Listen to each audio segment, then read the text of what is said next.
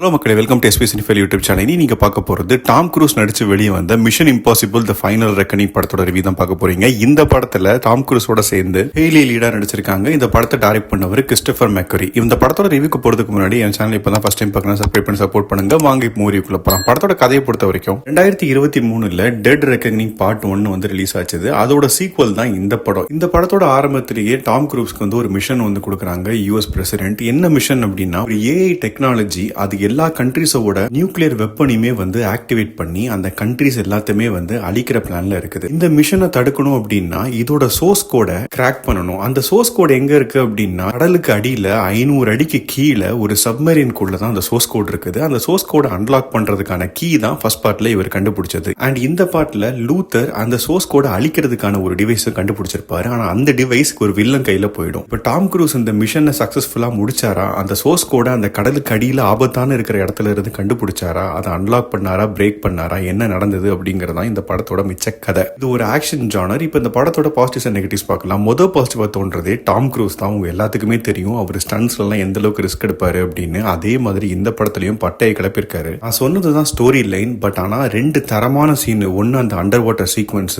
ரெண்டாவது அந்த கிளைமேக்ஸ்ல வர பிளைட் சீக்வன்ஸ். இந்த ரெண்டு தான் அந்த படத்தையே மொத்தமா டிரைவ் பண்ணுது. அதனால அந்த ரெண்டு சீக்வன்ஸுக்கும் எல்லாருமே ரொம்ப மெனக்கிட்டு இருக்காங்க. எல்லாருமே அப்படின்னா அந்த ஆர்ட் ஒர்க், அந்த சினிமோட்டோகிராஃபி, டாம் க்ரூஸோட பெர்ஃபார்மன்ஸ், அந்த ரிஸ்கான ஸ்டண்ட், ஃபைட் கோரியோகிராஃபி, மியூசிக் எல்லாருமே வந்து அவங்களோட பார்ட்டை பெஸ்டா பண்ணதுனால அந்த ரெண்டு சீனு தான் அந்த படத்தையே வேற லெவல் எலிவேட் பண்ணுது. ஆனா அதுதான் படமே. இது போக சப்போர்ட்டிங்கா நடிச்ச ஹெய்லி, படத்தோட மெயின் பில்லரான லூத்தர், பெஞ்சி, இவங்க எல்லாருமே அவங்களோட பெஸ்ட்டை கொடுத்திருக்காங்க. ஒரு எமோஷனல் எலிமெண்ட்டும் இதுல வரும். அது ரொம்பவே வந்து சூப்பரா இருந்தது. டெக்னிக்கலா சினிமோட்டோகிராஃபிக்கு ஒரு பெரிய கிரெடிட்ஸ் கொடுத்தே ஆகணும். ஏன்னா இந்த படம் முழுக்க முழுக்க ஐமேக்ஸ்லேயே ஃபிலிம் பண்ணிருக்காங்க. ஸோ நான் பார்த்தது ஒரு ஐமேக்ஸ் ஸ்கிரீன்ல தான். இப்போ நான் சொன்ன அந்த ரெண்டு பெரிய சீக்வன்ஸுமே நீங்க அந்த ஸ்கிரீன்ல பார்க்கும்போது நமக்கே இந்த ரோலர் கோஸ்டர் ரைட்ல எல்லாம் போனீங்கன்னா ஒரு மாதிரி ஹார்ட் பம்ப் ஆகும், ஒரு மாதிரி பிளாக் ஆகிற மாதிரி ஃபீல் இருக்கும்ல, அந்த மாதிரி இருக்கும் அந்த சீன்ஸ் எல்லாம் பார்க்கும்போது. அந்த அளவுக்கு இன்டென்ஸா ரியலா எடுத்திருக்காங்க.